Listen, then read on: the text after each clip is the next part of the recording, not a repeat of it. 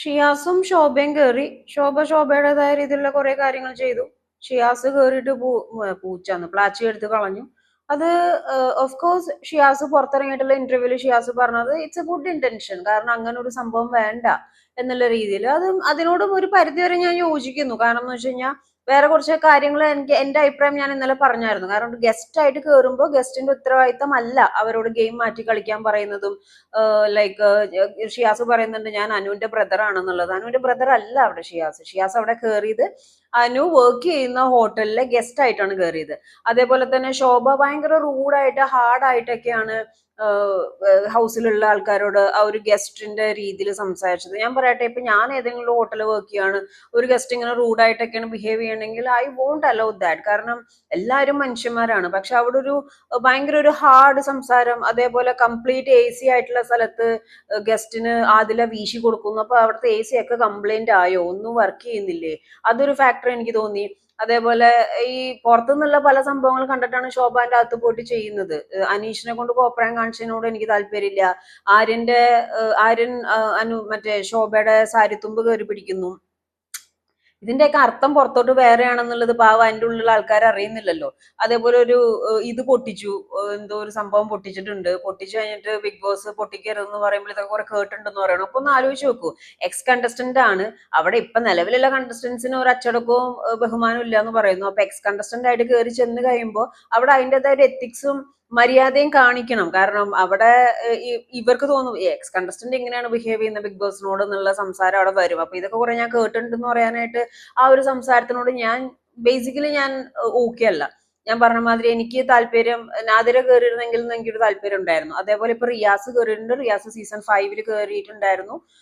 അതേപോലെ 5 in the സെൻസിലെ guest ആയിട്ട് കയറിയിട്ടുണ്ടായിരുന്നു.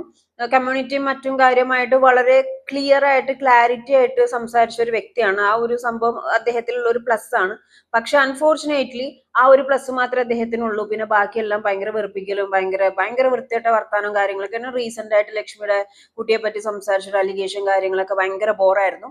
അപ്പം അതുകൊണ്ട് തന്നെ എനിക്ക് അതിനോട് യോജിക്കാനും പറ്റില്ല. കാരണം ഇപ്പൊ ഈ ഒരു ടോപ്പിക്കിൽ കമന്റ് തന്നെ റിയാസ് ആണെന്നുണ്ടെങ്കിൽ റിയാസിന്റെ ഓപ്പോസിറ്റ് നിൽക്കുന്ന ആൾ ആരാണെങ്കിലും ഞാൻ സപ്പോർട്ട് ചെയ്യുന്നു പറഞ്ഞിട്ട് കുറച്ച് കമന്റ്സ് ഉണ്ടായിരുന്നു. ആൻഡ് റിയാസ് കയറി ചെന്നപ്പോൾ തന്നെ ലക്ഷ്മിയോട് ചോദിക്കുന്നുണ്ടായിരുന്നു എന്നോട് സംസാരിക്കാൻ എന്തെങ്കിലും ബുദ്ധിമുട്ടുണ്ടോ. ലക്ഷ്മി അതേ മൈൻഡിൽ തന്നെ ഞാൻ ഇങ്ങനെയാണ് സംസാരിക്കാറ് എന്നുള്ള രീതിയിലും പറഞ്ഞു. അപ്പം വീട്ടിൽ കയറ്റാൻ കൊള്ളില്ല ആദില നോറോട് പറഞ്ഞ ആ ഒരു കുത്തിന്റെ ബാക്കിയായിട്ടാണ് റിയാസ് വന്നിട്ട് ഈ സംഭവം കാണിച്ചിരിക്കുന്നത്. റിയാസ് കയറിയപ്പോൾ തന്നെ ആദിലയുടെ നോറയുടെ മുഖത്ത് ഭയങ്കര സന്തോഷം ഉണ്ടായിരുന്നു. ലക്ഷ്മിയുടെ കിളിയും കിളിക്കൂട്ടും പോയിട്ടാണ് ഇരിക്കുന്നത്. എനിക്ക് പറയാനുള്ളത്, ഓൾറെഡി ഈ സംഭവം സംസാരിച്ചു കഴിഞ്ഞു. അതിന് ലക്ഷ്മി സോറിയും പറഞ്ഞു, കഴിഞ്ഞ ടോപ്പിക്കാണ്. പിന്നെ ഇവരങ്ങോട്ട് കയറി ചെന്നിട്ട് ചെറിയൊരു തട്ട് കൊടുക്കാം, പക്ഷെ ഒരു ടാർഗറ്റിങ് ആ ഒരു രീതിയിൽ പോകണമെന്ന് എനിക്ക് തോന്നുന്നില്ല. കാരണം ഇവർക്കൊക്കെ എഗൻസ്റ്റ് ആയിട്ട് നിൽക്കുന്നവർ ലക്ഷ്മിക്ക് നല്ല സപ്പോർട്ട് കൊടുക്കും. അതേപോലെ റിയാസിന്റെ അടുത്ത് സംസാരിച്ച് നിൽക്കാൻ it's not a big deal. മനസ്സിലായോ? റിയാസിനോട് സംസാരിക്കാൻ റിയാസിന്റെ വാമൂടാനും വലിയ പാടുള്ള കാര്യമൊന്നുമല്ല. എനിക്ക് അങ്ങനെ ഭയങ്കര പാടായിട്ട് തോന്നിയിട്ടില്ല. പക്ഷെ ഞാൻ ആ മനുഷ്യനെ നേരിട്ട് കാണുകയോ ഫേസ് ടു ഫേസ് സംസാരിക്കുകയോ ചെയ്തിട്ടില്ല. പക്ഷെ അങ്ങനെ ഒരു ആസ് എ പേഴ്സൺ ഞാനിപ്പോ ഇതൊരു ഭയങ്കര പവറായിട്ട് പറയുന്നല്ല. എനിക്ക് അങ്ങനെ ഒരു റിയാസിന്റെ മുന്നിൽ ഉത്തരം മുട്ടുന്ന ഒരു സിറ്റുവേഷൻ വരുന്ന എനിക്ക് ഫീൽ ചെയ്യുന്നില്ല. പക്ഷെ പലരും റിയാസിന്റെ അടുത്ത് സംസാരിച്ച് നിൽക്കാൻ ബുദ്ധിമുട്ടാന്നുള്ള രീതിയിലാണ് ഔട്ട് കൊടുക്കുന്നത്. അത്ര ബുദ്ധിമുട്ടായിട്ടൊന്നും തോന്നുന്നില്ല. കാരണം ഇങ്ങോട്ട് പറയുമ്പോൾ അങ്ങോട്ട് പറയാനുള്ള ഒരു ഗറ്റ്സ് ഉണ്ടായാൽ മതി. അപ്പൊ അങ്ങനത്തെ ഒരു സംസാരത്തിൽ ലക്ഷ്മിയും അതേപോലെ സംസാരിച്ച് നിൽക്കുകയാണെന്നുണ്ടെങ്കിൽ ലക്ഷ്മിക്ക് വോട്ട് കൂടാൻ ചാൻസ് കൂടുതലാണ്. അല്ലെങ്കിൽ റിയാസിനോടുള്ള ഹെയ്റ്റ് സ്പ്രെഡ് ചെയ്തിട്ടും ഇത്തവണ ലക്ഷ്മിക്ക് വോട്ട് കൂടാൻ ചാൻസ് ആണ്. പിന്നെ വേറൊരു കാര്യം എനിക്ക് പറയാനുള്ളത്, അത് ബിഗ് ബോസിനോടുള്ള റിക്വസ്റ്റ് ആണ്. അതിന്റെ അകത്ത് ഒരു ഫുഡ് ബ്ലോഗർ ഇരിക്കുന്നുണ്ട്, സാബുമോൻ. സോഷ്യൽ മീഡിയയിൽ ബിഗ് ബോസ് എന്ന് പറയുന്നത് പ്രേക്ഷകരുടെ റിഫ്ലക്ഷൻ ആണ് ബിഗ് ബോസ് എന്നാണ് പറയുന്നത്. ഈ സാബുമോനെ പോലെ ഒരുപാട് കാമായിട്ടിരിക്കുന്ന ആൾക്കാരുകളുണ്ട്. പക്ഷെ അങ്ങനെ ഒരാള് വാഴകളൊന്നും വച്ച് പൊറപ്പിക്കില്ല എന്ന് പറഞ്ഞ ലാലേട്ടന്റെ പ്രൊമോയില് ഇപ്പൊ വലിയൊരു മരവാഴ വന്നിരിക്കുകയാണ് സാബുമോൻ. പുള്ളിയെ ഒന്ന് പുറത്തോട്ട് വിടുക. കാരണം അകത്തിരുന്നാലും പുറത്തിരുന്നാലും പുള്ളിയുടെ ഭാഗത്ത് നിന്ന് ഉണ്ടാകുന്ന ഒരു ചിരി മാത്രമാണ്. ഇന്നലെ ഒരു മാജിക്കൽ സ്റ്റിക്ക് കിട്ടിയിട്ട് പട്ടിയുടെ അതിൽ മുഴുവൻ കിട്ടിയ മാതിരി ആ പയ്യൻ അതവിടെ വച്ചുകൊണ്ടിരുന്നു. സോ സാബുമോൻ ഈ ആഴ്ച പുറത്തേക്ക് ഇറങ്ങിയാൽ കൊള്ളാമെന്നാണ് എന്റെ ആഗ്രഹം. സോ ആകെ മൊത്തം ടോട്ടലി റിയാസ് കയറിയിട്ടുണ്ടെങ്കിൽ ഇപ്പൊ റിയാസ് എന്താ കാണിക്കാൻ പോണെന്നുള്ളത് കാത്തിരുന്ന് കാണാം.